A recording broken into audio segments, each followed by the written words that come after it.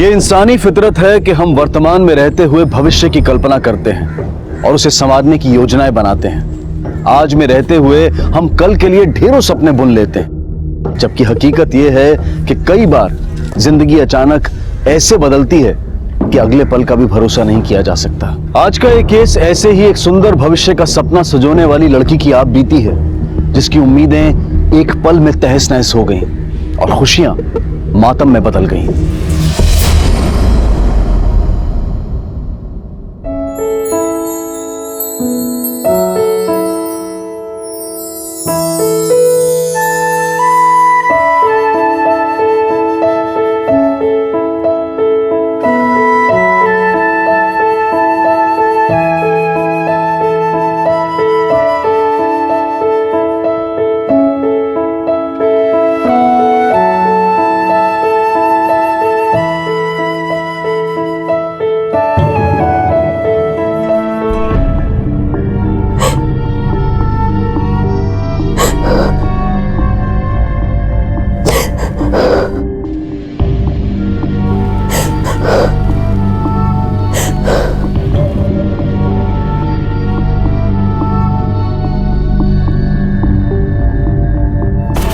Sir ये देखिए, ये हार्ट शेप पेंडेंट है। अपनी वैलेंटाइन को देने के लिए सबसे बेस्ट गिफ्ट है ये।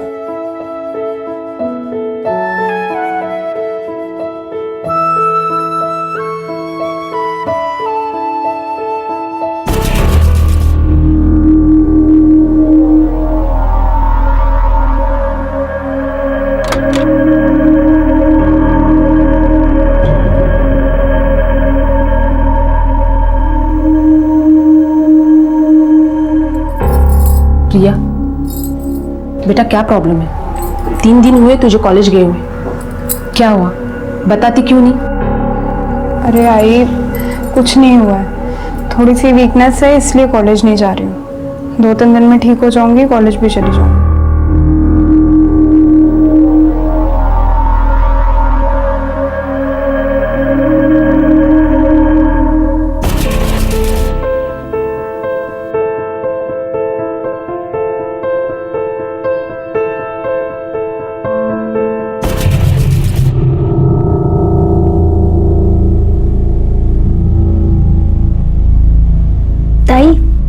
ताई नाश्ता कर लो ना।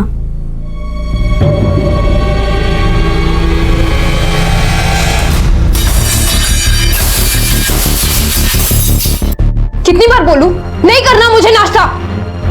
समझ में नहीं आता एक बार में?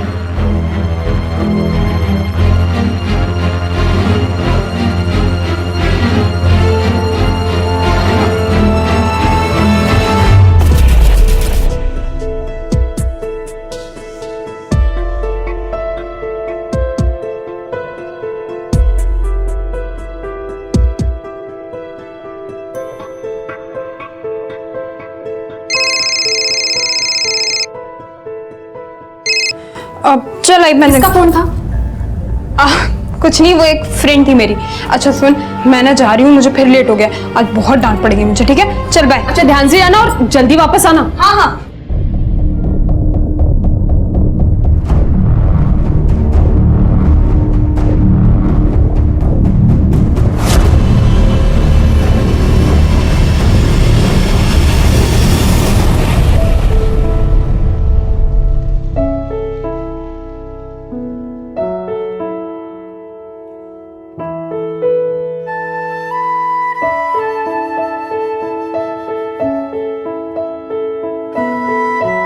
तुम्हारे लिए मेरे पास और एक सरप्राइज है।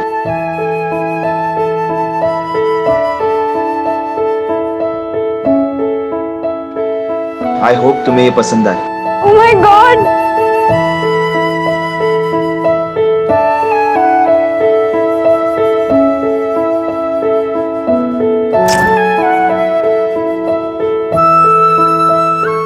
Thank you so much. I love you.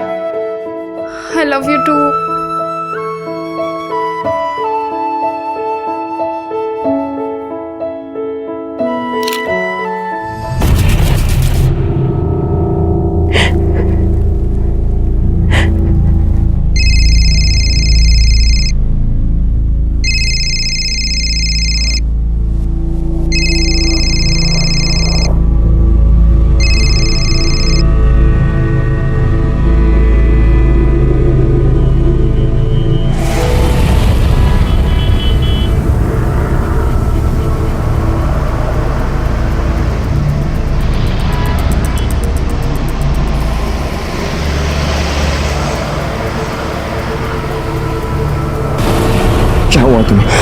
छोड़ो, क्या कर रहे हो? मैं तुम्हें फोन कर रहा हूँ, तुम फोन नहीं उठा रही हो। मैं तुम्हें मैसेज कर रहा हूँ, उसका रिप्लाई नहीं दे रही हो ना, तुम कॉलेज आ रही हो। ये देखो, मैं तुम्हें मिलने के लिए तड़प रहा हूँ, लेकिन तुम्हें कुछ नहीं पड़ी ना उसकी। हाँ गौरव प्लीज, हमारे बीच जो भी था सब खत्म हो चुका है। खत्म हुआ मतलब? क्या खत्म हुआ प्रिया? हाँ मुझे बताओ ना, क्या प्रॉब्लम है, मैं सॉल्व करता हूँ। अच्छा, वैलेंटाइन डे पे जो कुछ भी हुआ उसकी वजह से बोल रहे हो ना तुम?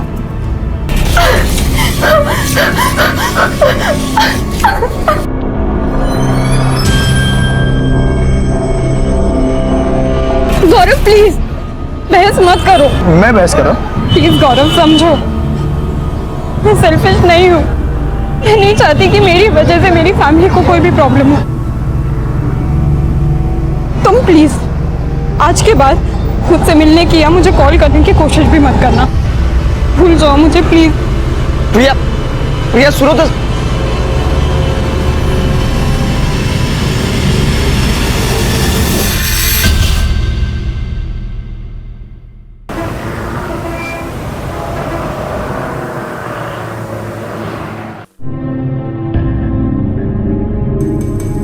साहिब, मुझे मेरे बेटे का मिसिंग कंप्लेंट लिखानी है।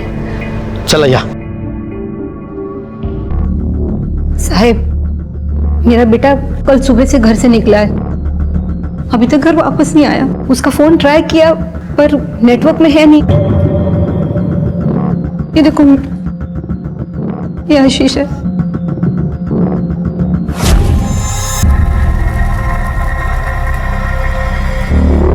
कुछ बता कर गया था, कहाँ जा रहा है? वैसे तो साहब वो तो कुछ बताया नहीं, पर वो तो हीराबाई रानी के वहीं पर गया होगा। अपने घर से ज्यादा वहीं पर रहता है। अपना पढ़ाई लिखाई छोड़कर उसको भी ना हीराबाई के जैसे समाज सुधार का भूत सवार हो गया। ये हीराबाई रानी कौन है? साहिब बहुत चालू औरत है, पता नहीं क्या घुट्टी पिलाती है। ये नए नए छोकरों को ना पागल बना के कुछ उल्टा सीधा काम करवाती है। शिंदे, ये आशीष के जितने भी डिटेल्स है सारे नोट कर लो। ठीक है साहब। और आप फिक्र मत करो, हम देखते हैं हीराबाई रानी कौन है। रुक रुक, ज्यादा स्माइल करती हो। ये तो जमा है मुझे, वो स्माइल वाली फोटो है ना, उसमें सेम को डालो। ठीक है मैम। ऐसा लगना चाहिए वो मुझे अवार्ड दे रहे हैं। Okay ma'am. लेकिन ध्यान से बनवाना, हाँ किसी को समझ में नहीं आना चाहिए ये फोटोशॉप ही है। नहीं मैम, किसी को समझ नहीं आया। ओके।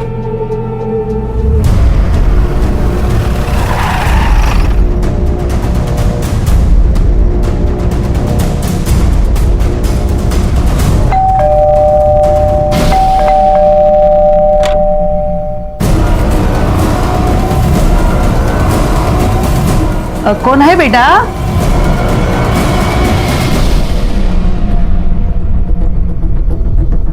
Thank you. इसे पहचानती आप? अरे हाँ, ये तो आशीष है, रोज आता था इधर। पता नहीं 2-4 दिन में नहीं आया। कोई फोन वोन किया इसने? सर नहीं, फोन वगैरह नहीं किया उसने। आप समाज सुधारक है ना? हाँ, किस तरह का सुधार कार्य करती हैं? वो प्रॉब्लम के हिसाब से देखना पड़ता है। जिसका जैसा प्रॉब्लम है वैसे हम काम करते हैं। मैं युवा की शाखा चलाती हूँ, उसमें सब अपने मर्जी से आते हैं। समाज में बुराई, अत्याचार, उसके खिलाफ हम लोग लड़ते हैं। वो अपनी श्रद्धा से काम करती हूँ मैं, पैसे के वास्ते नहीं। इसलिए तो हीराबाई रानी का इतना नाम है। अगर आशीष के बारे में कुछ भी पता चले तो हमें बताइए। हाँ साहब।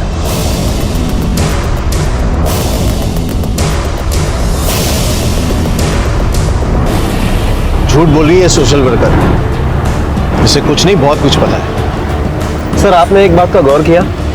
वो लड़का कुछ बोलना चाहता था, लेकिन उसने उस लड़के को रोक दिया। तू काय को बीच में बड़बड़ कर रहा था? हाँ, चल पढ़ाई कर जा। तू काय को खड़ी है? चल अंदर जा।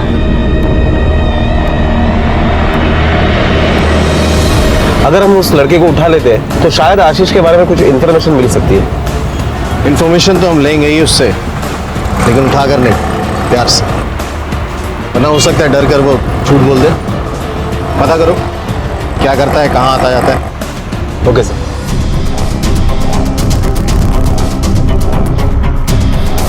अजय, मुझे तुमसे कुछ बात करनी है। चलो चाय पीते हैं।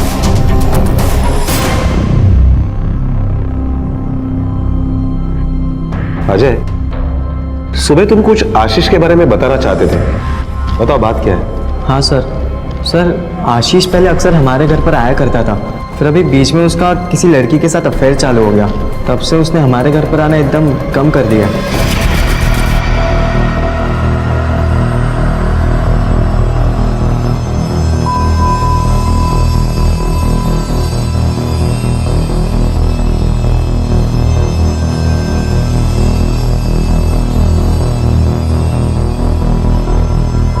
उस लड़की का नाम क्या है? सर मुझे उस लड़की का नाम तो नहीं मालूम है, लेकिन हाँ वो घाटकोपर में रहती है, मैंने उसे कई बार देखा है। घाटकोपर? सर, ये आशीष की कॉल रिकॉर्ड। इसके मुताबिक आशीष ने इस पर्टिकुलर नंबर पर दिन में लगभग 10 बार फोन किया है। किसी प्रिया जोशी के नाम पर यह नंबर रजिस्टर्ड है और एड्रेस घाटकोपर का है। घाटकोपर? सर, हीराबाई का लड़का अजय, उसने कहा था कि आशीष की गर्लफ्रेंड घाटकोपर में रहती है। शायद मुझे लगता है ये वही लड़की है। चलो इस प्रिया से मिलकर देखते हैं कि आशीष और इसके क्या संबंध है।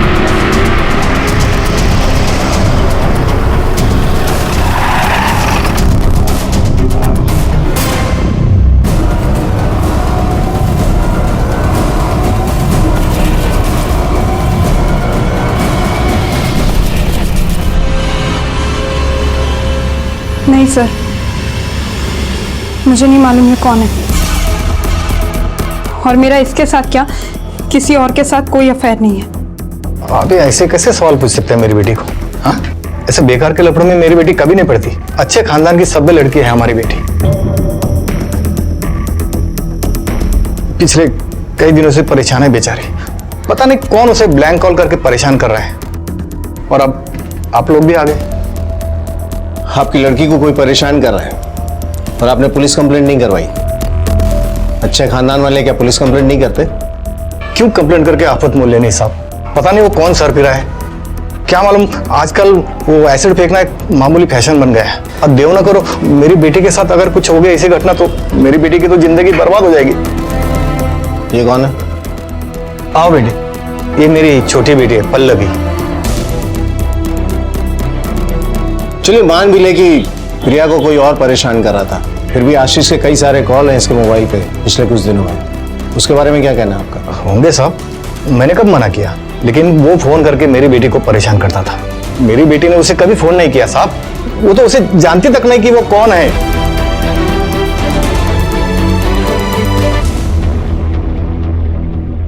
ये खानदानी आदमी ना सच बोलेगा ना प्रिया को बोलने देगा, पर एक इंसान है जो सब कुछ जानता है, पल्लवी, उसे कॉन्फिडेंस में लेना पड़ेगा। सर, आपको लगता है वो सच बोलेगी? बुलवाना होगा।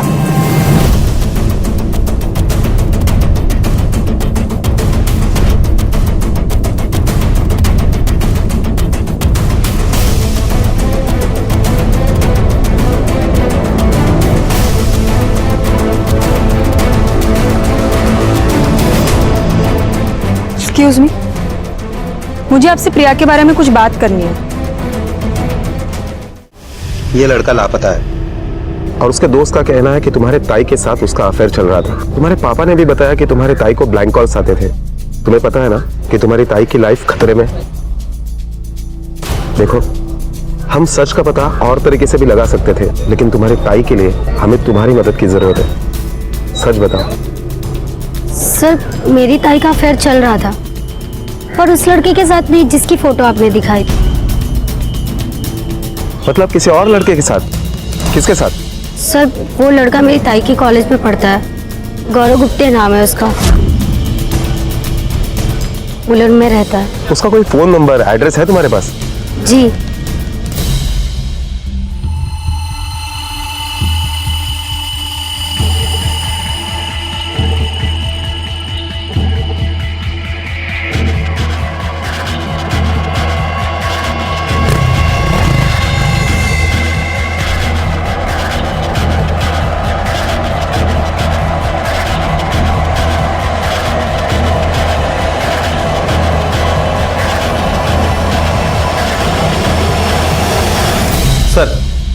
ये प्रिया के पिछले 3 महीने के कॉल रिकॉर्ड्स हैं और इसके मुताबिक गौरव दिन में प्रिया को लगभग हर आधे घंटे में फोन किया करता था। इसका मतलब है कि पल्लवी सच कह रही थी कि गौरव और प्रिया का अफेयर चल रहा है, वरना कोई लड़का किसी लड़की को इतना फोन नहीं करता। पिछले कुछ हफ्तों में गौरव ने प्रिया को दिन में लगभग 2 या 3 ही बार कॉल किया है। इसका मतलब है कि गौरव और प्रिया का ब्रेकअप हो चुका था, उसके बाद वो आशीष से मिली। चलो गौरव से पूछ रहे थे कि सच क्या है।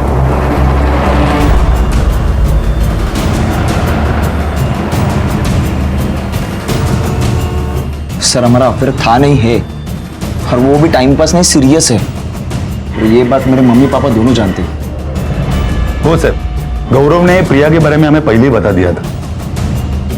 अगर ये तुम्हारा अफेयर था नहीं है तो ये अचानक फोन कॉल्स क्यों कम हो गए? सर वो एक्चुअली हमारे दोनों के बीच एक छोटी सी गलत फहमी हुई थी, लेकिन अब सब ठीक है। और कहीं इस गलतफहमी का नाम आशीष तो नहीं? आशीष? कौन आशीष? ये है आशीष। सर मैं नहीं जानता इसको। काफी स्मार्ट हो तुम, लेकिन याद रखना, अगर पुलिस से झूठ बोलने की या गुमराह करने की कोशिश की ना, बहुत भारी पड़ेगा। सर मैं आपसे झूठ क्यों बोलूं? मुझे तो ये समझ में नहीं आ रहा कि प्रिया ने हमारे बारे में आपसे झूठ क्यों कहा।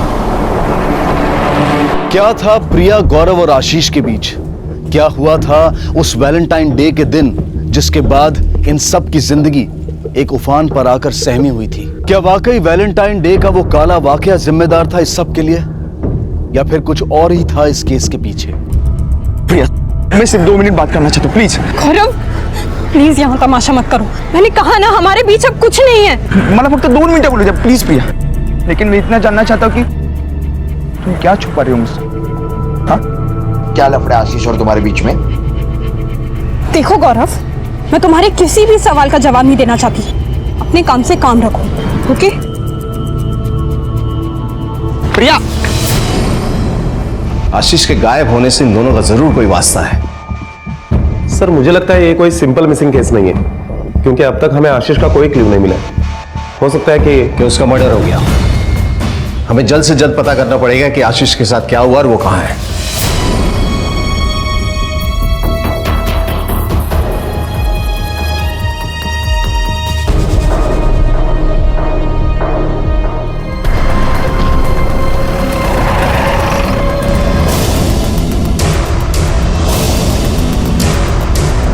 कहां जा रहे हैं आप? अंदर चलिए, आपकी बेटी से पूछताछ करें।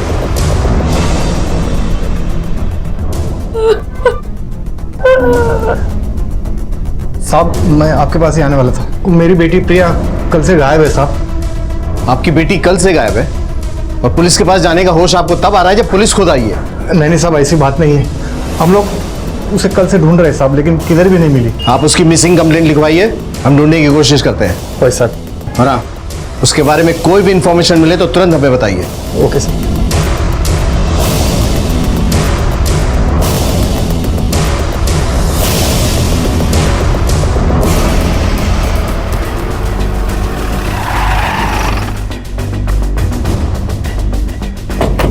सर इसी जंगल में बॉडी मिली है।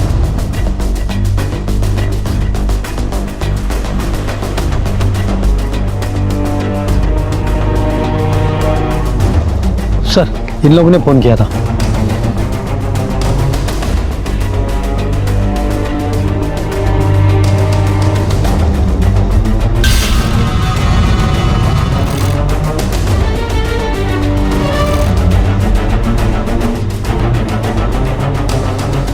बॉडी की स्मेल और हालत देखकर लग रहा है कि इसे आज नहीं 3-4 दिन पहले मारा है।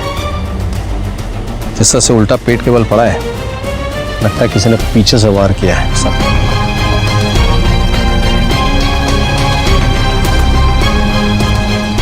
फोटोग्राफर और फॉरेंसिक टीम को बुलाओ एविडेंस कलेक्ट करने के लिए। बॉडी को पोस्टमार्टम के लिए भेजो। Okay sir.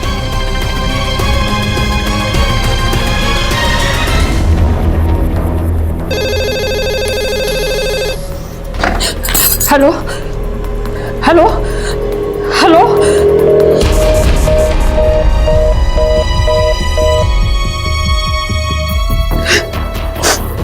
ब्लैंक कॉल था, ये जरूर प्रिया ही होगी।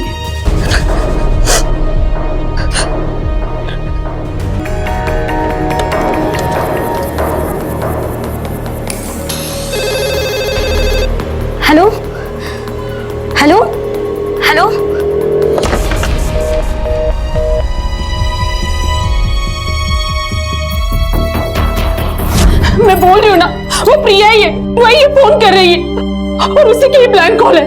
कुछ भी करो, मुझे मेरी प्रिया ला के दे दो।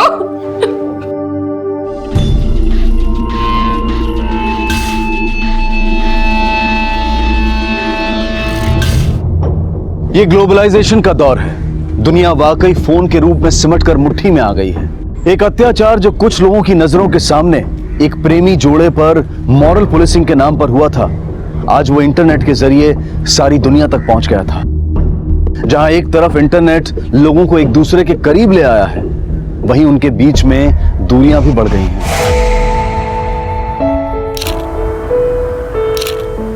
अरे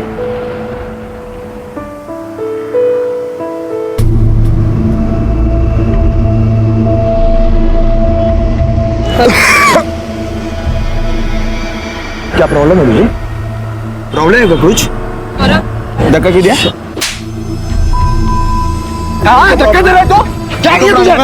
कंट्रोल नहीं हो रही अपनी जवानी है? फोटो खींच रहे चिपक चिपक के। वैलेंटाइन डे मनाएंगे ये लोग।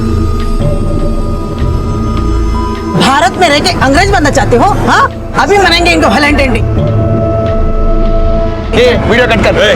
वीडियो कट कर। तेरे बाप ने कभी वैलेंटाइन डे मनाया था क्या रे? हाँ, साले आज तुम्हारी पूरी आशिकी बाहर निकल दे। तुम लोगों के जैसे कारण हमारे देश की पूरी संस्कृति की बैंड बज चुकी है। छम्बिया को देखो कैसे मन में आग लगी हो। माँ बाप की इज्जत ऐसे सड़क पे लिखी थी। सड़क एक काम करते हैं, इन दोनों रोमियो जूलियट के मुंह पे ना कालिक पोत देते हैं। इनको ऐसा सबक सिखाएंगे वैलेंटाइन डे भूल जाएंगे। लेके आओ। लेके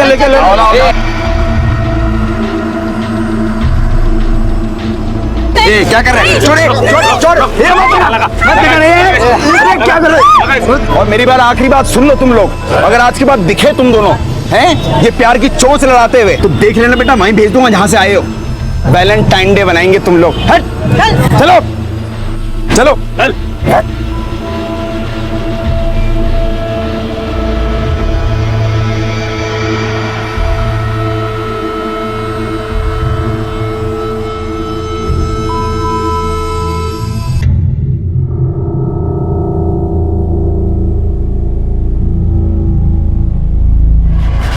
हटा हटा।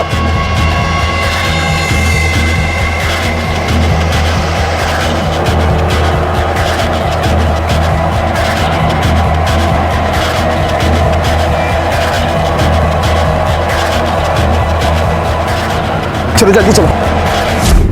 आज की जनरेशन आज की सोच के साथ बड़ी हो रही है, तो फिर क्यों कुछ लोग अपना नजरिया दूसरों पर थोपना चाहते हैं? कौन है ये लोग जो अपनी ही जबानी संस्कृति के संरक्षक बनकर घूम रहे हैं? चाहते क्या ये, और इन्हें ये हक दिया किसने? आशीष का कत्ल और प्रिया का लापता होना, हर इंसान का अपनी बात से मुकर जाना, क्या ये सब वाकई उस वीडियो से जुड़ा था या फिर सच की पहचान होनी अभी बाकी थी?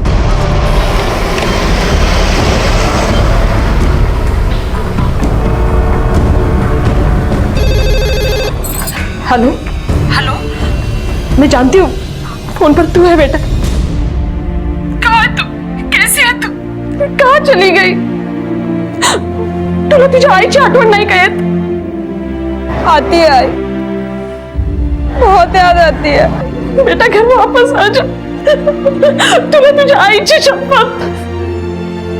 मैं घर भी आऊंगी जल्दी। अभी मैं रखती हूँ, शाम को फोन करूंगी। हेलो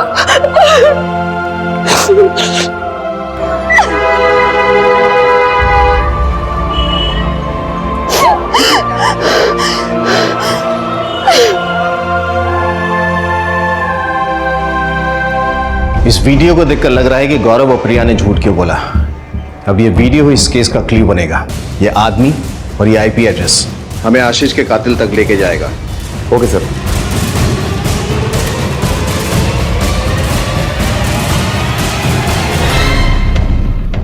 सर, ये उस कंप्यूटर का आईपी एड्रेस है जहां से ये वीडियो अपलोड हुआ था। नाहूर गांव में एक साइबर कैफे, वहीं के एक कंप्यूटर से 26 फरवरी को सुबह 11 बजे वो वीडियो अपलोड किया गया था। जाकर पता करो। Okay sir. तुम्हारे रजिस्टर में देखकर जरा ये बताओ कि 26 फरवरी को सुबह 11 बजे इस आईपी नंबर वाला कंप्यूटर किसने यूज किया? ये देखिए सर, मोहन कावड़। मोहन कावड़, ये तुम्हारा रेगुलर कस्टमर है? हाँ सर। मुझे जरा उसके आधार कार्ड की प्रिंट दे दो। Okay sir.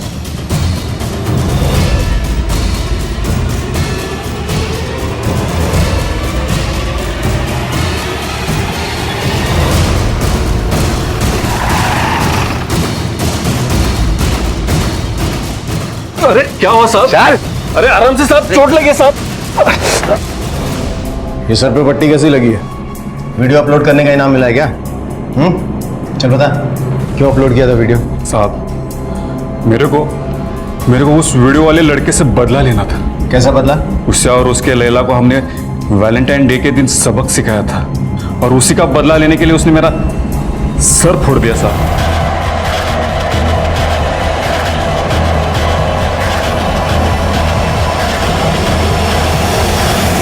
इसी खुन्नस में मैंने उन दोनों का वीडियो इंटरनेट पे अपलोड कर दिया साहब। चल काका, देख बे आशीष, मेरे को अभी के अभी वो तोता महीना का वीडियो ना इंटरनेट पे अपलोड करके दे दे। अरे काका मैं कल करके दूंगा ना, मैं अभी जल्दी में हूँ, जाने दो ना। तू हर बार ना मेरे को गोली देता है और कल कुछ और ही बताएगा। अच्छा सुनो, एक काम करो, ये फोन खोल के दे देता हूँ, आप ना खुद कर लो, ठीक है? खुद कर लीजिए आप। ठीक है चलो, चल। ओके।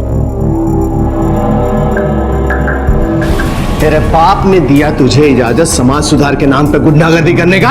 हैं? तुम लोग होते कौन हो समाज को बताने वाले कैसे जीना है? ये करो, वो मत करो, ऐसे रहो, वैसे रहो, ये मत पहनो, वो मत पहनो।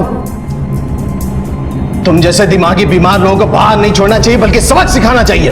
अगर समाज में कुछ गलत हो रहा है तो पुलिस है, कानून है। तुम जैसे मंदबुद्धियों की जरूरत नहीं है समाज को। लेकर जाओ इसे।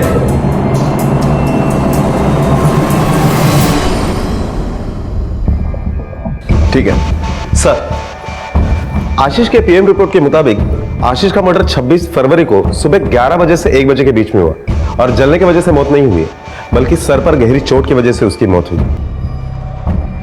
मतलब आशीष और मोहन पर एक ही तरह के सवार किया गया है। फर्क सिर्फ इतना है कि मोहन अभी जिंदा है और आशीष मर चुका है। गौरव ने अपना रिश्ता टूटने का बदला लेने के लिए ही शायद उसे मारा है। हाँ सर, बदला लेने के लिए मैंने मोहन के सर पर मारा, क्योंकि उन गुंडों की वजह से मेरा रिलेशनशिप खत्म हुआ सर। मेरी प्रिया मुझसे दूर चली गई। आज ये जो मेरी हालत है ना, इसके जिम्मेदार सिर्फ ये लोग हैं सर। गौरव, दरअसल तुम सब लोग एक जैसे हो। ये समाज सुधार के नाम पर गुंडागर्दी करते हैं और तुम बदले का नाम का सहारा ले रहे हो। अपराधी ये भी है और अपराधी तुम भी। इसलिए अब सीधे सीधे बताओ, आशीष को क्यों और कैसे मारा?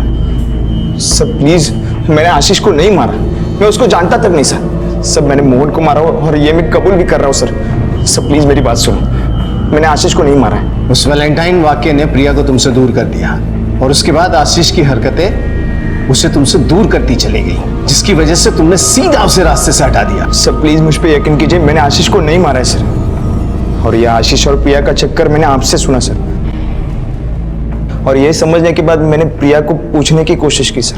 तुम क्या छुपा रही हो मुझसे? हाँ, क्या लफड़ा आशीष और तुम्हारे बीच में?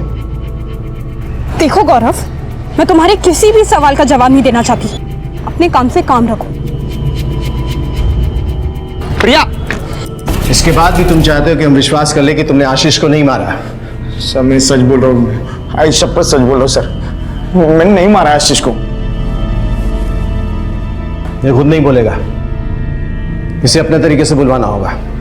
अपना हाथ तब तक नहीं रोकना जब तक ये सच ना बोले। सर सर सर सुनो तो सही सर, प्लीज। सर, हमने गौरव पर सब आजमा लिया, लेकिन अब भी उसका यही कहना है कि उसने आशीष को नहीं मारा। हो सकता है कि वो सच बोल रहा हो। राउत, ये भी पॉसिबिलिटी है कि प्रिया ने ही आशीष को मारा और उसके बाद घर से गायब हो गई हो। सर, ये भी तो हो सकता है कि उन दोनों ने मिलकर ये प्लान किया हो, और बदले के लिए गौरव ने आशीष को मार दिया होगा और उसके बाद प्रिया कहीं छुप गई होगी। प्रिया का ये छुपना प्लान का हिस्सा हो। राउत, प्रिया की तस्वीर सारे पुलिस स्टेशन में भेज दो, और हाईवेज और रोडवेज को अलर्ट कर दो कि 24 घंटा नजर रखें। एक भी मिनट मिस नहीं होना चाहिए। Okay sir. अब तक की तहकीकात से पुलिस इस नतीजे पर पहुंची थी कि प्रिया और गौरव में से कोई आशीष का कातिल हो सकता है। सवाल बहुत थे पर जवाब तलब नहीं थे, जो पुलिस की मुश्किलें बढ़ा रहे थे। प्रिया जो अचानक गायब हुई थी और गौरव जिसने मोहन पर हमला किया था, क्या सच वाकई इनके इर्द गिर्द था, या पुलिस को अभी इस बात की पहचान करनी थी?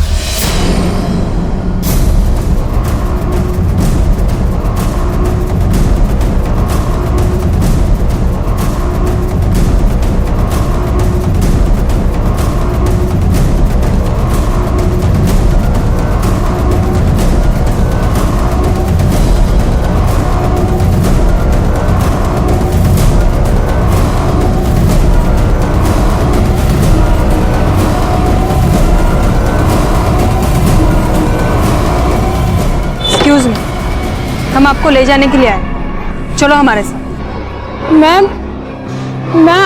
आपके साथ नहीं, मैं नहीं जाऊंगी आपके साथ। चलो हमारे साथ, लेके चलो इसे। यस सर, चलो।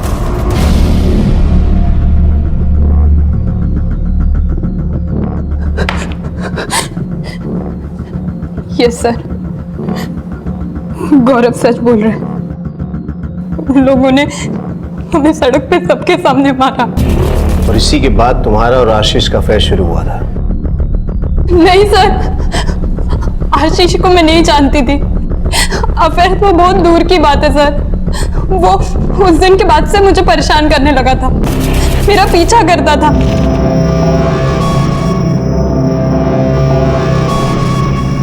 मुझे फोन करता था, यहाँ तक कि उसने सड़क पे मुझे रोक रोक कर ब्लैकमेल भी किया है। अच्छे से जानता हूँ तेरी जैसी लड़कियों को मैं। हाँ, तुम दोनों लैला मजनू बनकर क्या क्या करते हो सब पता है मेरे को। और तेरे और वो तेरे तोते का सबक सिखाने वाला वीडियो बनाया था ना मैंने, अभी तक है मेरे पास। सोच वायरल कर दूंगा तो क्या हो, कहीं मुंह दिखाने लायक नहीं बचेगी तू। इसलिए जो कह रहा हूँ चुपचाप कर, ठीक है?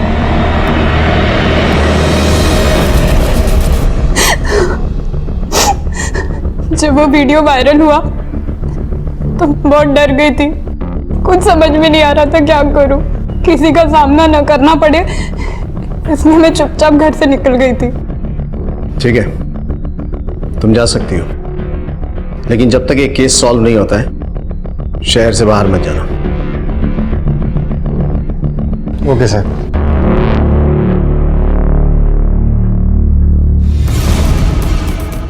आशीष की मौत सर पे रॉड मारने से हुई है, जलने से नहीं। और अगर किसी ने उसे मारने के बाद इसलिए जलाया था कि उसकी पहचान ना हो सके, तो उसका पेट नहीं बल्कि फेस जलाएगा। मतलब बॉडी की पहचान मिटाने के लिए आग नहीं लगाई है, बल्कि फोन को जलाने के लिए। ऐसा क्या है इस फोन में जिसकी वजह से इसे जलाया है? कोई फोटोज, SMS या वीडियोस? राउत, साइबर टेक्नीशियन को बोलो कि इस मोबाइल का डेटा जल्द से जल्द रिकवर करें। Okay sir.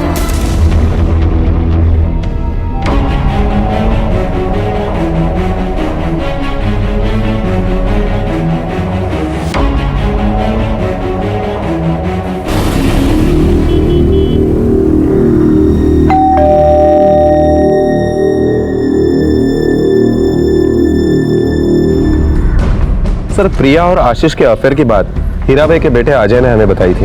सर, आशीष पहले अक्सर हमारे घर पर आया करता था, फिर अभी बीच में उसका किसी लड़की के साथ अफेयर चालू हो गया, तब से उसने हमारे घर पर आना एकदम कम कर दिया। तो बिल्कुल झूठ है। उसने हमें गुमराह क्यों किया? सर, मुझे लगता है कि अजय की यही झूठ बोलने की वजह इस केस को सॉल्व करने में हमारी मदद करेगी। क्या कंडीशन है आशीष के मोबाइल के डेटा रिकवरी की? सर, मैंने टीम लगाई है और उन्हीं से मुझे पता चला है कि किसी ने तो आशीष के मोबाइल से सिम कार्ड और मेमोरी कार्ड निकालने की कोशिश की, लेकिन उसमें वो कामयाब नहीं हुआ, इसलिए उसने वो मोबाइल जला दिया। एक फोन के लिए किसी ने इतना एफर्ट किया, ऐसा क्या इंपॉर्टेंट है इस फोन में? आशीष की लाश के पास जो मोबाइल फोन पाया गया था, जलने की वजह से उसका डेटा हासिल करना मुश्किल हो रहा था। हीराबाई और उसका परिवार भी शक के दायरे में था, लेकिन पुलिस ने इंतजार करने की बजाय अंधेरे में तीर चलाने की सोची। आखिर क्या रहस्य था उस वैलेंटाइन वीडियो का? क्यों मारा आशीष को? मैं क्यों मारूंगी उसे?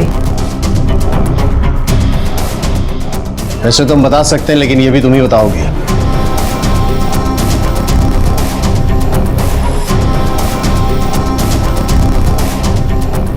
हाँ, मैंने मारा आशीष को।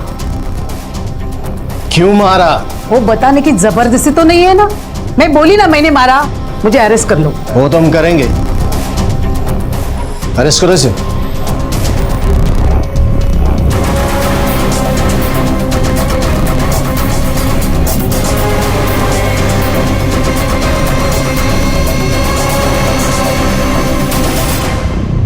झूठ बोल रही है समाज सुधारक। इसने आशीष को नहीं मारा है। मतलब तुमने इसका कन्फेशन नहीं देखा? क्या कॉन्फिडेंस के साथ बोली कि मैंने नहीं मारा है और फिर अचानक पलट गई? राउत, इन तीनों के कॉल रिकॉर्ड से लोकेशन पता करो। हीराबाई, उसकी बेटी अर्चना और अजय। पता करो आशीष के कत्ल के वक्त ये तीनों कहां थे। Okay sir.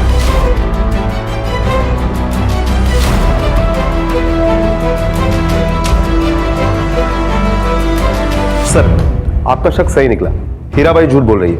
आशीष के कत्ल के वक्त वो घर पर ही थी। और वो दोनों कहां थे, अर्चना और अजय?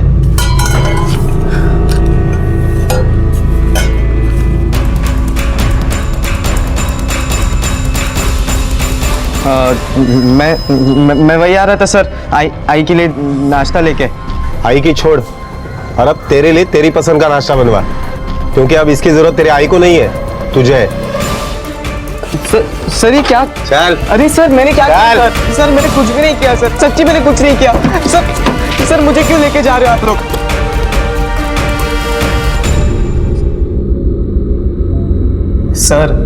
सर मैंने सच्ची कुछ नहीं किया सर, मैंने किसी को भी नहीं मारा है। सर इसमें कुछ पीपिंग वीडियोस है, कुछ ऑफ सीन वीडियोस भी है। किसके? I will show you sir. तेरा तो पता नहीं, लेकिन तेरा मोबाइल सच बोल रहा है कि आशीष के कत्ल के वक्त वो वहां था। इसका मतलब तू भी वहां था। खाने के लिए जबड़े की जरूरत पड़ती है ना, इससे पहले कि मैं ये तोड़ दूं, सच सच बोल। बोलता हूँ सर, बोलता हूँ। फिर मैंने उसे बहाने से अपने बस्ती के पीछे जो जंगल है वहां पर बुलाया।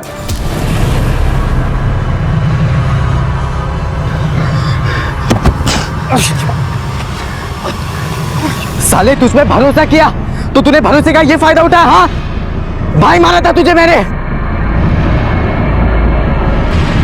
चल पासवर्ड बता, पासवर्ड बता, तूने क्या पासवर्ड रखा था फोल्डर का? ए पासवर्ड बता, अरे पासवर्ड बता मेरे को।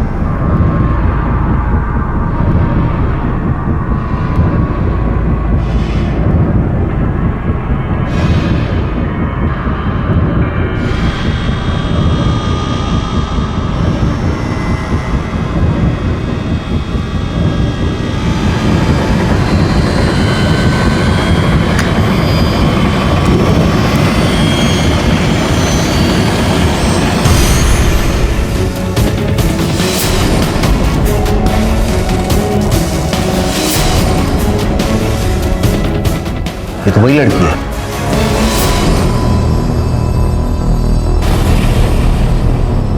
सर उसने मेरी बहन की इतनी गंदी वीडियो बनाई थी, वो देखकर मेरा दिमाग खराब हो गया। सर मैंने वो वीडियो डिलीट करने की बहुत कोशिश की, लेकिन उस आशीष ने उस फोल्डर में पासवर्ड डालकर रखा था, जिससे वो वीडियो डिलीट नहीं हो पा रहा था। दे, मेरे को देर हो रहा है। मुझे ये उम्मीद नहीं थी सर कि उसकी सोच इतनी गंदी रहेगी और वो इस हद तक भी जा सकता है, इसलिए मैंने उसे मार दिया। जब तुम्हारी माँ भूसों के ढेर पे हाथ सेक रही थी और समाज सुधार के नाम पर आशीष जैसे गुंडों को पाल रही थी, तब समझ में नहीं आया कि नीच कौन है। और तुम खुद प्रिया का वीडियो देख के मजा ले रहे थे। जब अपने ही घर में आग लगी तब तुम्हारी नींद खुली। सभ्यता और संस्कृति के नाम पर अपना उल्लू सीधा करने की कीमत अब जेल में चुकाना। तुम और तुम्हारी मां दोनों लेकर जाओ इसे। चल। किसी को नैतिकता का पाठ पढ़ाने से पहले हमें अपने गिरेबान में झांकना होगा, और सबसे जरूरी ऐसे लोगों की बातों और भड़कावे में ना आए और कानून और संविधान पर विश्वास रखें। समाज सुधार के नाम पर अपराध करने वाले ये लोग संविधान और कानून को भी ताक पर रख देते हैं। हीराबाई और उसकी शाखा इसी का उदाहरण है। अजय को आशीष के कत्ल के लिए और हीराबाई और मोहन को पब्लिक प्लेस में शांति भंग करने, मानहानि और मारपीट करने के लिए आईपीसी की अलग अलग धाराओं के तहत गिरफ्तार किया गया है। अब मैं अनूप सोनी आपसे विदा लेता हूं। फिर मुलाकात होगी अगले एपिसोड में एक और चौंका देने वाले केस के साथ। तब तक अपना और अपने परिवार का ख्याल रखें और देखते रहें क्राइम पेट्रोल डायल 100। सबक एक को सीख हम सबको। जय हिंद।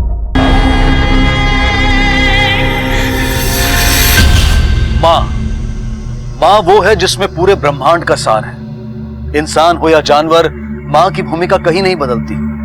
वो अपने बच्चे को लगी छोटी सी चोट को देखकर भी चीख उठती है। चोट बच्चे के शरीर पर लगे तो घाव माँ के दिल पर होता है, दर्द उसकी आत्मा को पहुंचता है। लेकिन माँ बेटी का यह कैसा रिश्ता था जहां एक माँ अपनी बच्ची को चोरी छुपे अपने साथ ले जाने पर मजबूर थी? क्यों उसने अपने ही बच्चे को चुराया? क्यों उस आया ने आंखें मूंद ली और इस चोरी को अनदेखा कर दिया? ये माँ ऐसी कौन सी राह पर चल पड़ी है कि उसे ऐसा कदम उठाना पड़ रहा है?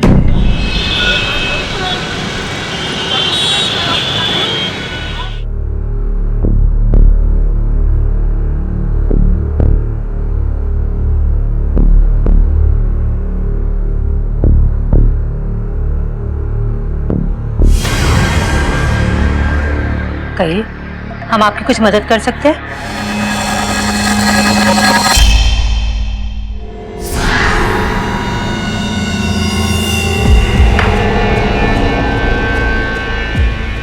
सर, 1 महीना पहले 12 अगस्त को 2 आदमियों ने हमारा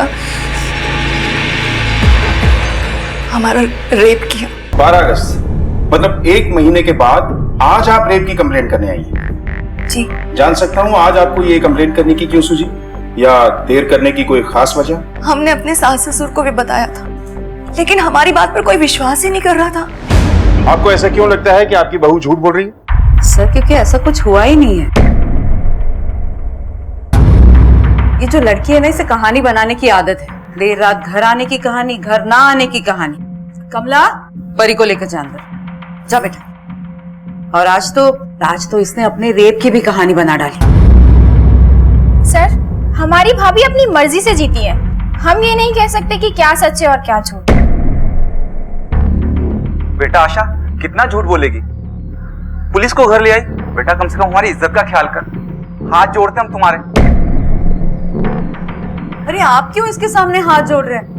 देखिए सर, ये सच को झूठ और झूठ को सच बताकर ना आपका वक्त जाया कर रही है। देखिए, सच क्या है झूठ क्या है इसका पता हम खुद लगा लेंगे। हम झूठ नहीं बोल रहे, झूठ तो आप बोल रही हैं। हम उस दिन जब घर आए थे, क्या आपने हमारी हालत नहीं देखी थी? आशा, ये क्या हुआ तुझे?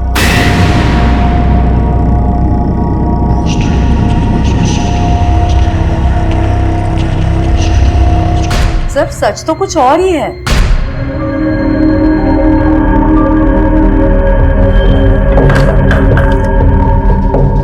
आशा, बहू, तू शराब पी कर आई है? हाँ, पी के आई हूँ। कौन सी नई बात है? झूठ, बिल्कुल झूठ। सर, ये सब लोग झूठ बोल रहे हैं। देखा सर आपने, ये हमेशा ऐसे ही चिल्लाती है और हम सब लोग परेशान हो जाते हैं। सर, आपके पति कहाँ हैं? क्या वो ये सब जानते हैं? इसे ना अपनी बच्ची की फिक्र है, ना पति की चिंता। अब क्या बताएं सर आपको, इस लड़की ने हमारे बेटे को बहला फुसलाकर बंबई भेज दिया नौकरी के लिए, ताकि यहाँ अपनी आशिकी चला सके ये। सर, इसके नैन मटके की खबर हमारे बेटे तक पहुंच गई है और इसीलिए वो उसे डिवोर्स दे रहा है। एक नहीं, कई लोगों के साथ इसके अफेयर है। वो बेशरम लोग भी इसे ऑफिस छोड़ने और ले जाने के बहाने घर आते हैं। सर, हमारी लैंडलाइन पे गंदे गंदे कॉल्स आते हैं सर। हेलो, आज पूरी तैयारी के साथ आना। पहले की तरह नहीं 1 घंटे के लिए, सुबह तक जाने नहीं दूंगा। नहीं, ये सच नहीं है सर। सच तो ये है कि मनोज और मैं अपनी आधी से ज्यादा सैलरी इस घर के लोन को चुकाने में देते हैं। वो अपना जीवन संवारने गए हैं वहां पर हमारी बात मानकर, और वो अपनी मर्जी से नहीं बल्कि इन लोगों के भड़काने की वजह से हमें छोड़ना चाहते हैं। लेकिन एक बात समझ में नहीं आती, जब आपकी बहू अपनी मनमानी कर ही रही है तो उसे इस रेप की झूठी कहानी बनाने की क्या जरूरत है? सर, ये रेप की झूठी कहानी बताकर ना सिंपैथी हासिल कर रही है बस। दोनों में से कोई एक झूठ बोल रहा है, पर कौन? आशा की कहानी कुछ मनगढ़ंत लगती है, इसलिए सबसे पहले ये पता लगाना होगा कि इसका रेप हुआ भी है या नहीं। सर, मेडिकल टेस्ट में पता लगना मुश्किल है, क्योंकि आशा के मुताबिक उसका रेप तकरीबन 1 महीना पहले हुआ है। जिस तरह से ये कह रही है कि इसके सास ससुर इसे पसंद नहीं करते, ये भी हो सकता है कि ये खुद अपने सास ससुर को पसंद नहीं करती है और कोई खेल खेल रही है। सच का पता लगाना थोड़ा मुश्किल जरूर है, लेकिन इम्पॉसिबल नहीं। एक काम करो, इसके पति को इन्फॉर्म करो कि आकर हमसे मिले। आशा को फर्दर इन्फॉर्मेशन के लिए पुलिस स्टेशन बुलाओ और आशा के पड़ोसियों और ऑफिस में पूछताछ करो। सर, जिन 2 लोगों ने आपका रेप किया था उनमें से किसी की शक्ल या कोई निशानी बता सकते हैं? नहीं सर, उन्होंने अपने चेहरे ढके हुए थे और अंधेरा बहुत था। अच्छा, जिस जगह पे उन्होंने आपका रेप किया वो जगह बता सकते हैं? सर जगह का तो कुछ नहीं पता, लेकिन जब मैं उस जंगल से मदद के लिए बाहर जाने की कोशिश कर रही थी तो एक सफेद कार आती दिखी, तो मैंने मदद मांगी थी। Help please.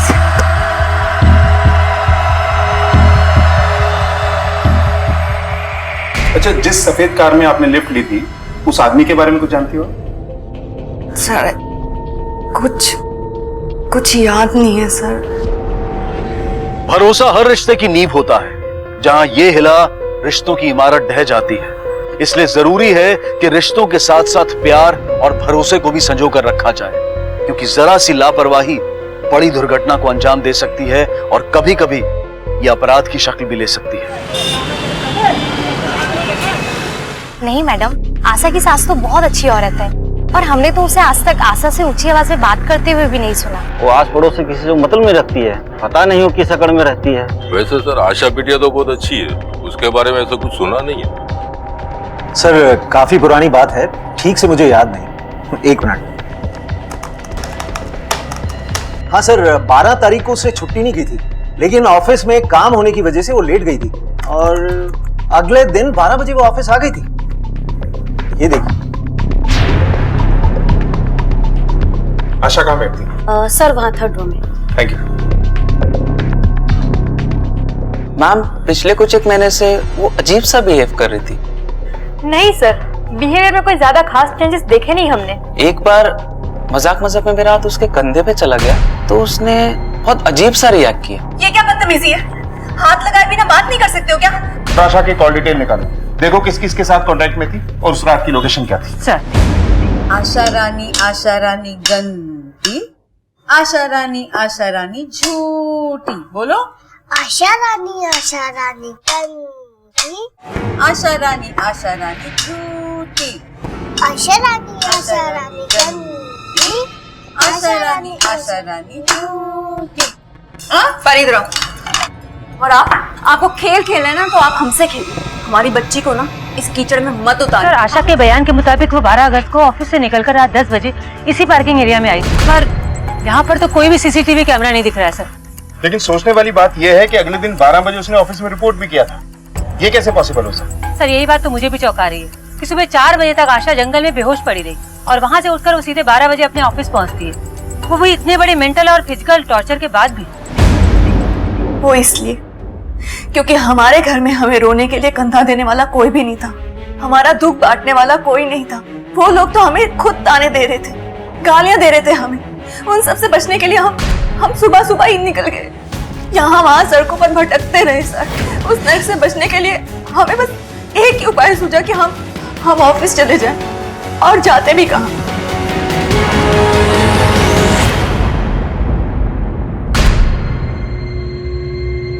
अच्छा, उस रात की कुछ और इन्फॉर्मेशन, कुछ ऐसा जो आप मिस कर रही हैं? जैसा कि मैंने आपको पहले भी बताया,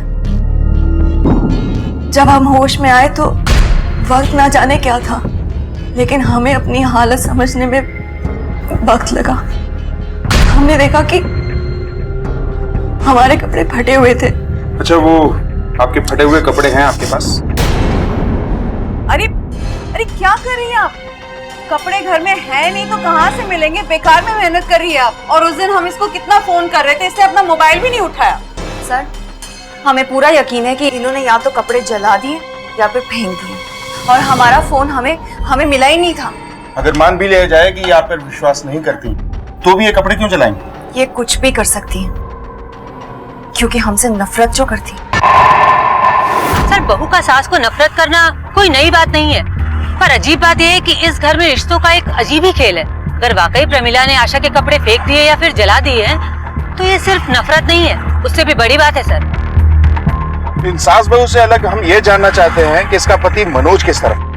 क्या हो रहा है ये सब? आप इंसान है या जानवर? बच्ची को अंदर लेकर जाओ, अच्छी तरह से पोंछकर इसके कपड़े बदलो, पानी में रहने के कारण से ठंड लग रही है, जल्दी ले जाओ। आप बिल्कुल सही वक्त पर आए हैं, अपनी बेटी की जान लेना चाहती है ये, अपनी औलाद को खाना चाहती है ये। अरे कैसी माँ है तू? चुप, एकदम चुप। किसी ने भी आवाज निकाली ना तो सीधे अंदर कर दूंगा। हमने ऐसा कुछ भी नहीं किया। हम तो दलिया लेके परी को खिलाने के लिए गए थे और बाथरूम से आवाज आ रही थी। जब हम बाथरूम में घुसे तो हमने देखा कि परी के पाँव में चोट लगी हुई थी और वो हाथ टब से निकलने की कोशिश कर रही थी। उसे पानी में से निकालने लगे। उतनी देर में हमारे सास ससुर वहां पर आए और हम पे इल्जाम लगाने लगे कि हम उसे डुबा रहे हैं। हाँ हाँ, तू अकेली हरिश्चंद्र की औलाद है ना, बाकी सारी दुनिया तो झूठ है। बेटा मैं तेरे आगे हाथ जोड़ रहा हूँ, मनोज इतने समय के बाद आ रहा है, प्लीज तो अपना ये नाटक उसके सामने मत करना। क्या नाटक कर रही हूँ मैं? तो ठीक है, अभी दिखाती हूँ कि नाटक कैसे करते हैं। आशा, आशा सुन तो बेटा। और उसके बाद ये तमतमाती हुई अंदर गई, परी को पानी में डुबाने लगी। अगर परी हमें ये बताएगी कि वो पानी में कैसे गई थी तो परी को एक चॉकलेट मिलेगा। अभी जल्दी से बताओ, बोलो।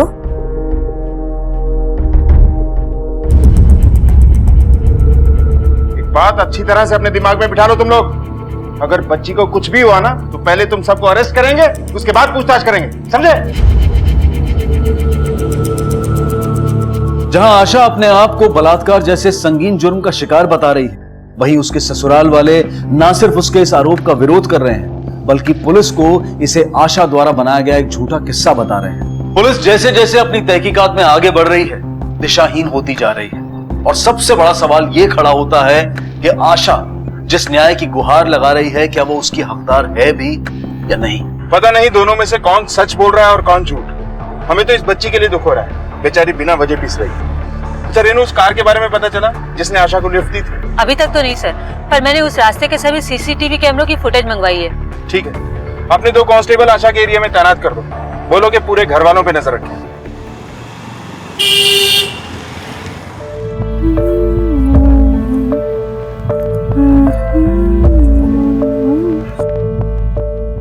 आशा, हमें तुमसे कुछ बात करनी है, जरा बाहर आ जाओ।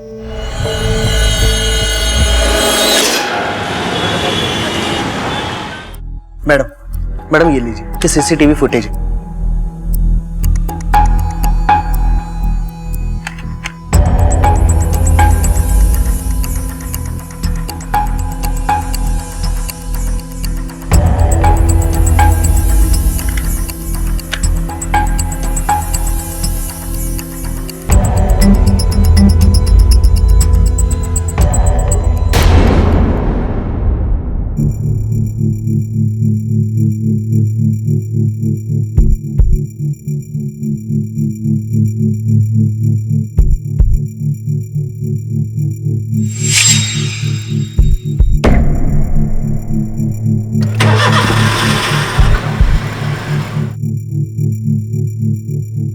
आलू कचालू बेटा कहाँ गए थे?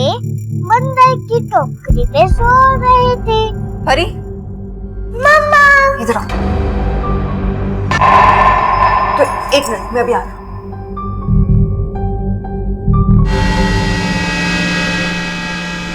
चलो आओ। Bye aunty. चलो।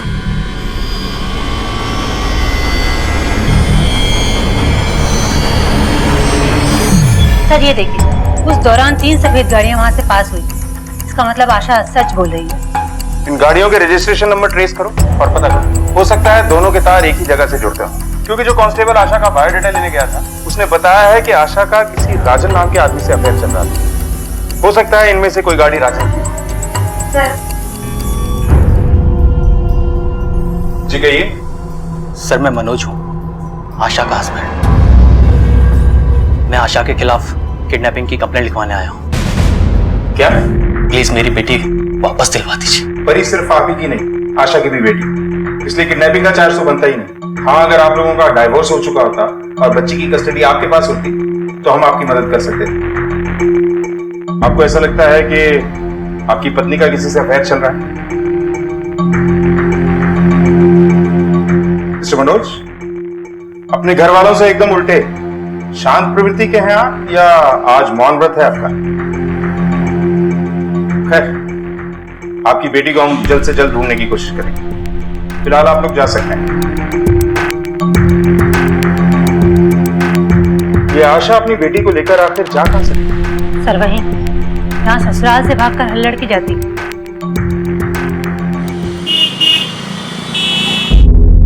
सर हम ऐसा कुछ भी नहीं करते, पर उन्होंने हमें।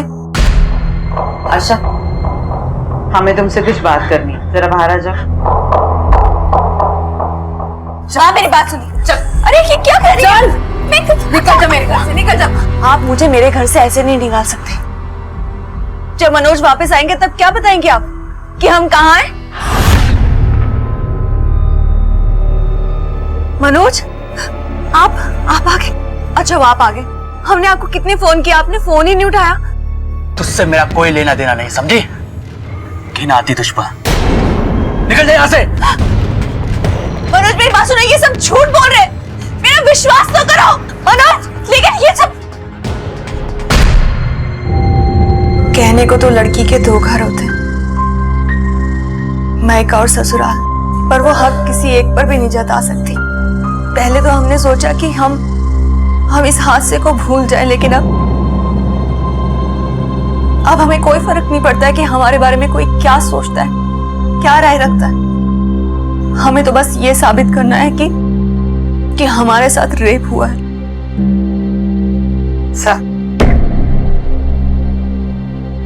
गलती मेरी ही है। उस दिन मुझे इसे रोकना नहीं चाहिए था, लेकिन उस दिन इसी बच्ची के लिए मैंने रोका था उसे। लेकिन अब बस भगवान को जब न्याय करना होगा तब करेंगे। अब मेरी बेटी को न्याय दिला दीजिए, इंसाफ दिला दीजिए। हेलो, ठीक है सर, वो आशा को लिफ्ट देने वाला मिल गया है, दीपक सिंह। अब तक इस केस की दो दिशाएं दिखाई दे रही थी, लेकिन उस रात की इस घटना से जुड़ी एक अहम कड़ी और आशा को लिफ्ट देने वाले दीपक सिंह तक पुलिस पहुंच चुकी। तो क्या अब इस संदेहास्पद केस को सही दिशा मिलने वाली थी?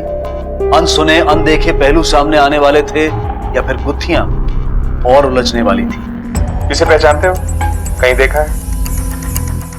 हाँ सर, इसको मैं कैसे भूल सकता हूँ। उस रात ये सीता को रोड पर खड़ी थी, हमने इसे लिफ्ट दी थी। हेल्प प्लीज, हमारी मदद कीजिए प्लीज। क्या हुआ? कुछ गुंडे।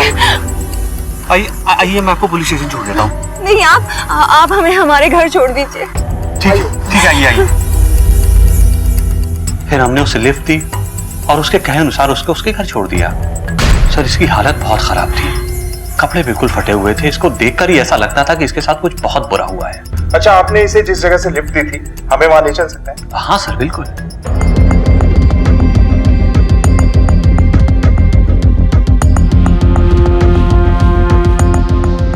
अच्छी तरह देखो, कुछ ना कुछ जरूर मिलेगा।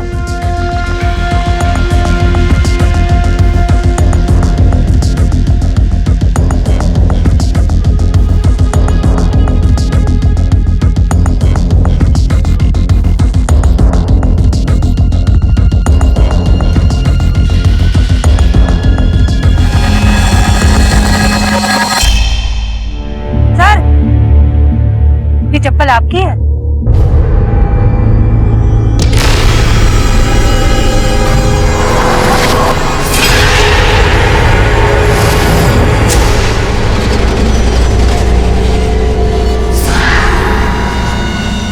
सर,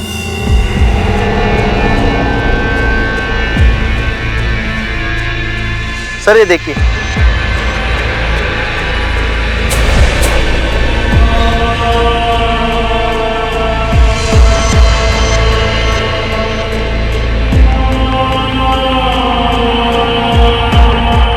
सर, ये झुमका मिला सर।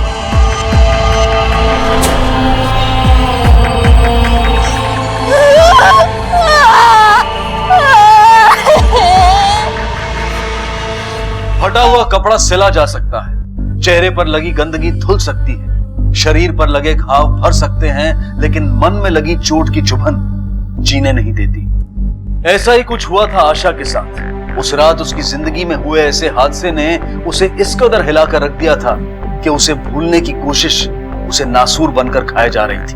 अपने नाम, अपनी इज्जत को दांव पर लगाकर आत्मसम्मान हासिल करने की लड़ाई आशा को और क्या क्या दिखाने वाली थी। क्या पुलिस की मेहनत रंग लाएगी?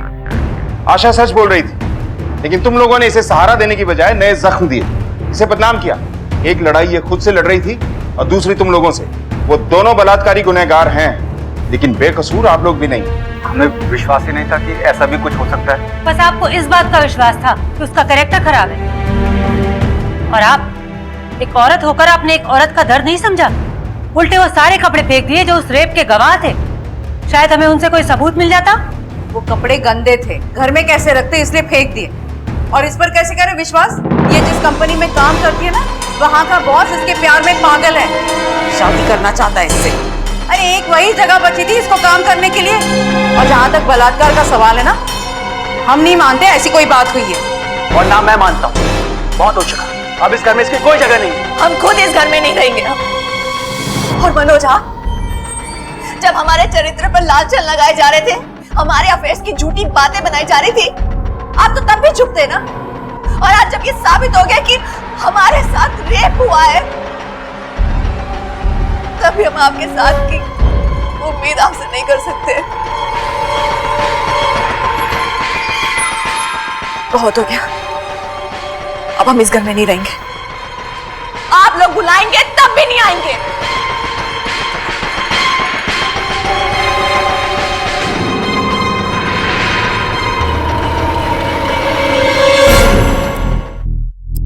मान लिया जाए कि आशा का रेप हुआ था, लेकिन यह कोई रैंडम रेप केस नहीं था। जिस तरह सफाई से इसे अंजाम दिया गया, लगता है यह पूरी तरह से प्लान था।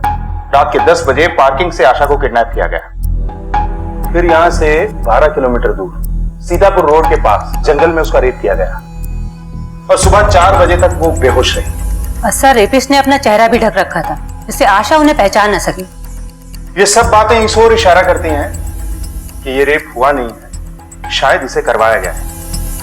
शायद आशा के किसी जानने वाले ने ऐसा किया।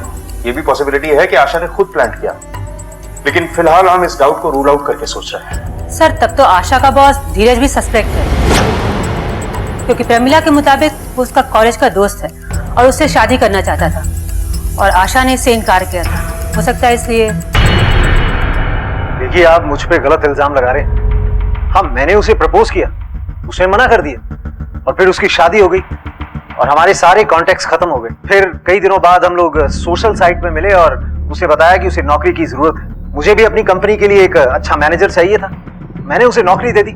इसमें प्रॉब्लम क्या है? प्रॉब्लम यह है कि उसे दिन रात अपने सामने देखकर तुम्हें तुम्हारा पुराना प्यार और फेलियर याद आने लगा, और तुमने बदला लेने की सोची। ऐसा कुछ नहीं है, ये आपकी बनाई हुई कहानी नहीं, हकीकत यही है कि तुमने अपने नाकाम प्यार का बदला लेने के लिए उसका रेप करवाया है। आप मुझ पे जो इल्जाम लगा रहे हैं उसका कोई सबूत है आपके पास? देखिए, मुझे बहुत काम है, और हाँ, अगली बार जब हम मिलेंगे तो मेरा वकील साथ होगा।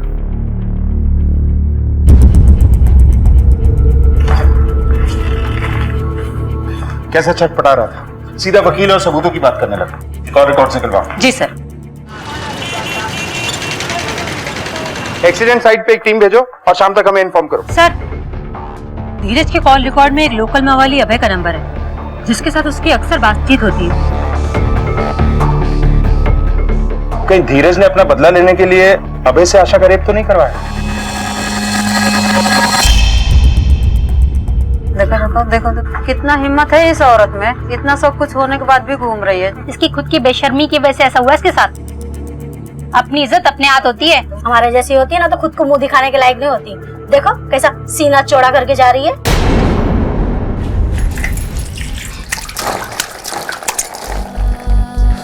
अरे, इसकी खुद की बेशर्मी की वजह से ऐसा हुआ इसके साथ। हमेशा ना इस बच्चालन के सामने हाथ जोड़ते रहो बस आप। अपनी इज्जत अपने हाथ होती है, हमारे जैसी होती है ना तो खुद को मुंह दिखाने के लायक नहीं होती। हमेशा ना इस बच्चालन के सामने हाथ जोड़ते रहो बस आप। घिन आती दुश्मन, निकल जाए यहाँ से।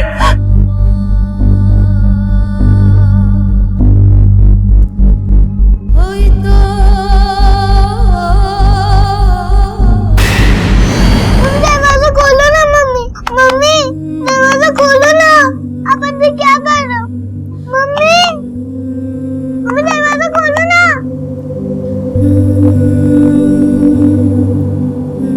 क्या हुआ? अगर आप बाहर नहीं आए होते तो आप हमारी तरह डूब जाते, जैसे हम उस दिन डूबे थे। उस दिन बाथरूम में छिप नहीं आए थे, अंदर के टब में बैठ गए थे। पर आप बाथरूम में क्यों छिपे? जब आप और दादी झगड़ा करते हो और जोर जोर से चिल्लाते हो तो हम घबरा कर बाथरूम में छिप जाते हैं। पर आप मत छिपो, आप हमसे दूर मत जाओ। आई एम सो सॉरी बेटा। मम्मा आपको छोड़कर अब कभी नहीं जाएगी। हाँ, अपनी परी के पास। हमारे समाज में बलात्कार जैसे संगीन जुर्म से पीड़ित महिलाओं को भी शक की नजर से देखा जाता है।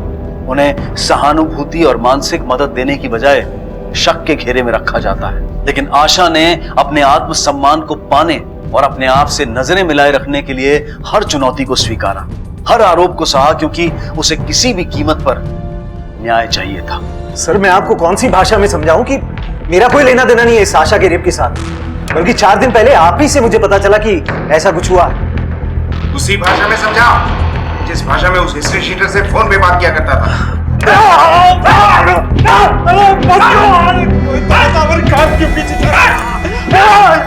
सर, मैं एक बिजनेसमैन और अक्सर काम पूरा होने के बाद क्लाइंट के पास पैसे फंस जाते हैं। बस उसी पैसे को निकालने के लिए छोटे मोटे गुंडे पालने पड़ते हैं सर। चला बता, आशा का रेप क्यों किया? मैंने किसी आशा का रेप नहीं किया। माधव, इसे तब तक मारते रहो जब तक ये जवाब न दे। सर, धीरज सच बोल रहा है। जिस रात आशा का रेप हुआ यानी 12 अगस्त को वो अपने क्लाइंट के साथ मीटिंग में था और वहां से वो सीधे अपने घर गया। और अभय भी उस रात यानी 12 अगस्त को रूपनगर थाने में एक चोरी के इल्जाम में बंद था। अगर ये दोनों नहीं थे तो फिर? हेलो, उठा लो।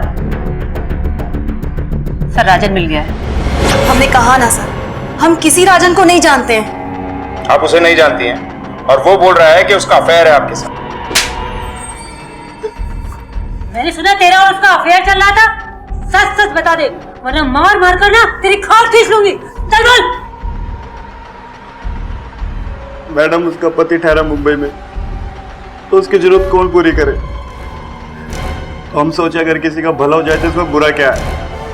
वैसे भी हमारा गैरेज उसके ऑफिस और घर दोनों के रास्ते में पड़ता है। बकवास कर रहा है वो। हमने कहा ना, हम नहीं जानते राजन को। तो आप नहीं जानती हैं रजन? ये उसके गैराज के बिल हैं। पिछले 2 महीने में 3 बार आपकी गाड़ी वहां गई है। ये आप इसकी बात कर रहे थे? हम आज से पहले इसका नाम तक नहीं जानते थे। सर, हमारे घर के पास इसका गैराज है तो अपनी गाड़ी हम इसके पास दिखा देते हैं। अपनी बच्ची की कसम खा के कह रहे हैं सर, हमारा इस मैकेनिक के साथ कोई अफेयर नहीं है।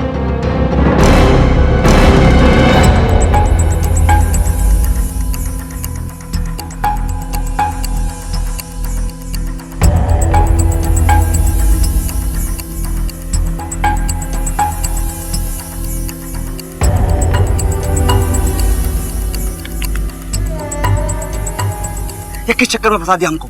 पैसे की जरूरत के लिए किया था सभी। अगर एक बार वो पुलिस ने धमकाया ना तो सब फंस जाएंगे हम। ये मुझे खुद नहीं पता था कि ये बात पुलिस तक पहुंच जाएगी। मैं तो सिर्फ उसे सबक सिखाना चाहती थी। कैसा सबक सिखाना चाहती थी मीनल? पकड़ो इन दोनों को। चलो।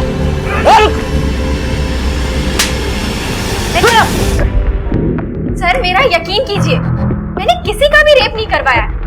मैं तो भाभी को सिर्फ उसके किए की सजा देना चाहती थी।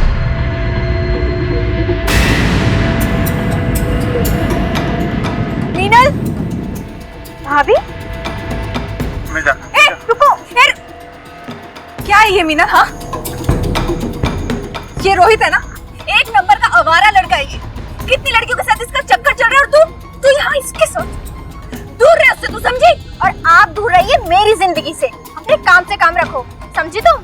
हमारे इतना समझाने के बाद भी भाभी ने मम्मी पापा को रोहित और मेरे बारे में बताने की धमकी दी। तभी मैंने डिसाइड कर लिया था कि मैं भाभी को इतना बदनाम कर दूंगी कि उनकी बात पर कोई विश्वास ही नहीं करेगा।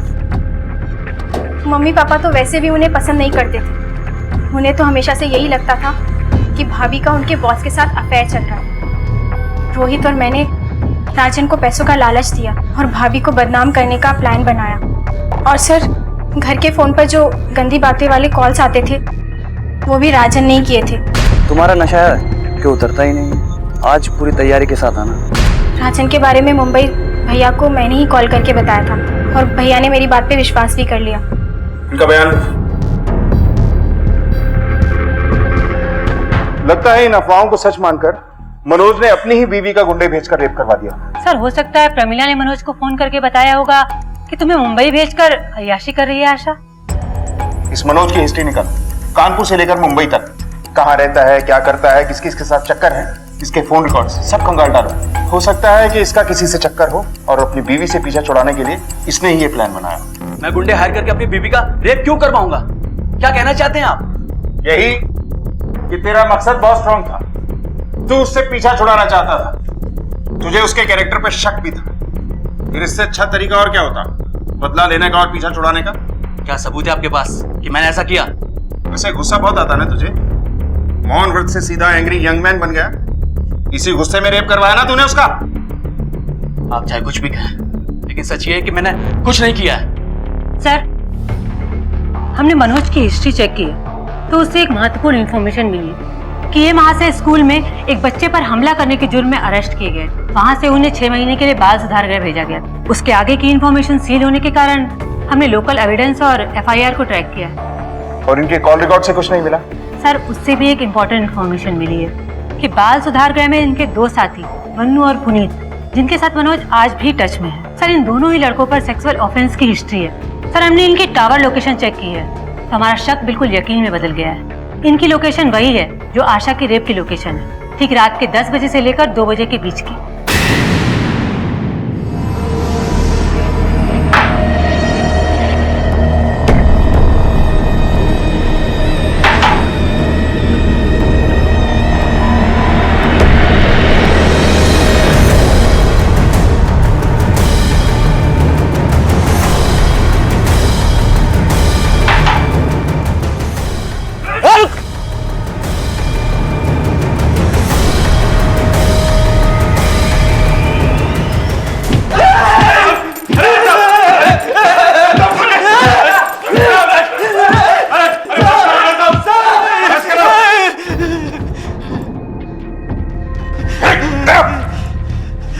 देखो, झूठा राग अड़ापने से कोई फायदा नहीं है। बोलो, क्यों रेप किया आशा का? साहब पैसे के लिए। उसने बोला रेप करो 2 लाख मिल जाएंगे। किसने बोला? किसने बोला? किसने बोला?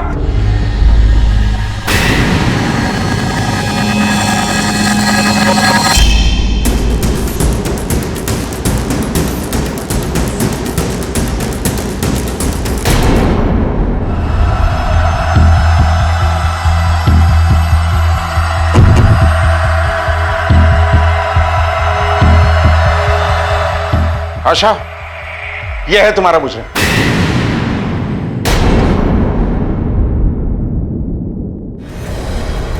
आशा, आशा छोड़ो इसे, तो हटाओ इन्हें, हटा, आशा हट जाइए, हट जाइए। मेमने की खाल में छिपा हुआ भेड़िया निकला तू। खुद को कितना सीधा और शरीफ दिखाता रहा, अब एक सांस में तोते की तरह सारी कहानी सुना। क्यों किया ये सब? क्या मिला ये करके? हम शांत प्रवृत्ति के इंसान हैं, लेकिन शांत होने को लोग कभी कभी कमजोरी समझ लेते हैं। आशा ने भी एक दिन यही गलती की, सबके सामने हमें जलील किया। क्यों जाए हमारा बेटा कानपुर छोड़कर मुंबई? हाँ, यहाँ क्या कमी है? इंसान क्या काम सिर्फ पेट पालने के लिए करता है? नाम और दाम के लिए भी करता है ना। पर आप लोग क्या समझोगे? अरे ये सिविल इंजीनियर है, सिविल इंजीनियर। यहाँ क्या कर रहे हैं? मुंबई में इतनी बड़ी बड़ी बिल्डिंग्स है, वहां तो स्कोप है इनके काम का। लेकिन आप लोग क्या समझोगे? अरे वहां पे नाम दाम सब कुछ 10 गुना ज्यादा मिलता है। लेकिन पैसा ही जिंदगी में सब कुछ नहीं होता, परिवार भी कुछ है। आखिर किस चीज की भूख है? किस चीज की भूख है? आप ये सवाल कर रहे हो? अरे इस सवाल का जवाब वही समझ सकता है जिसे कुछ करने की इच्छा हो, कमाने की इच्छा हो, जिम्मेदारी उठाने की इच्छा हो। आप जैसे महान व्यक्ति थोड़ी जो कानपुर की गलियों में अपना पूरा जीवन गुजार देते हैं। आपने कहीं एक जगह टिककर कभी नौकरी की है? कभी कोई बिजनेस सेटअप करने की कोशिश भी की है? अरे यहाँ बैठे बैठे निठल्ले रोटियां तो तोड़ते रहते हो और मेहनत करने के लिए तो हमारे पति हैं ही। हाँ? और आप क्या बोलते हो? क्या बोलते हो कि ये जो मीनल है इसकी शादी की आपको परवाह है, फिक्र है? अरे भैया, हमें डर लगता है कि हमारे मनोज आपके जैसे नकारा ना हो जाए। आशा, माँ बस करो, हमें हमारे ही परिवार के सामने बेइज्जत करके हमें निकम्मा साबित कर दिया। हमारी अंतरात्मा को इसकी बात चुभ गई। नजरों से तो हमें गिरा ही चुकी थी। हमने इसके पंख कतरने की ठान ली। मोहल्ले में अफवाह फैलाने के लिए हमने प्रमिला के कान भरने शुरू किए ताकि इसका जीना मुश्किल हो जाए, लेकिन इस पर कोई फर्क नहीं पड़ा। हमने ठान लिया कि अब इसे दिमागी तौर पर खत्म करेंगे, ऐसा घाव देंगे जो कभी ना बढ़ सके, ना सर उठा के जी सके, ना आंख मिला के बात कर सके। इसके लिए हमने मनोज के ही दोस्तों मनु और पुनीत का सहारा लिया। चौराहे पर अक्सर उन्हें औरतों को छेड़ते हुए देखा था। घर परिवार में होने वाली छोटी सी बात के लिए तेरे बहन ने तुझसे यह अपराध करवाया। दाग आशा के आंचल पे नहीं, तेरी आत्मा पे भी है। सजा भुगत के भी तू उसे धो नहीं सकता। चलो से। ये केस ऐसा पहला केस नहीं है जहां औरत की अस्मिता पर हुए हमले को बदला समझ लिया गया। आए दिन ऐसी घटनाएं होती रहती।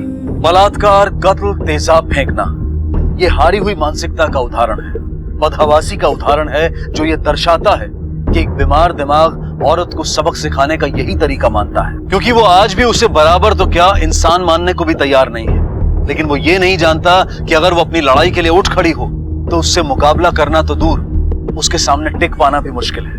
रतनलाल को आशा के बलात्कार की साजिश के जुर्म में और मनु और पुनीत को बलात्कार के जुर्म में सजा सुनाई गई है। आशा ने महेश को छोड़ अपनी बेटी परी के साथ एक नए शहर में नए जीवन की शुरुआत की। इस न्याय ने उसे जीने का हौसला दिया। झोपड़ी में सो गए थे, अंदर ने लात मारी, रो रहे थे, मम्मा ने पैसे दिए, हंस रहे थे।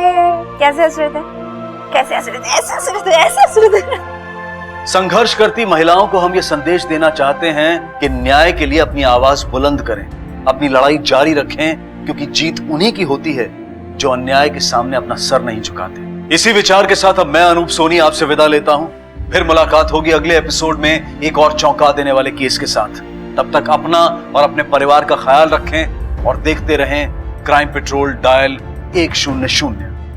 सबक एक को सीख हम सबको। जय।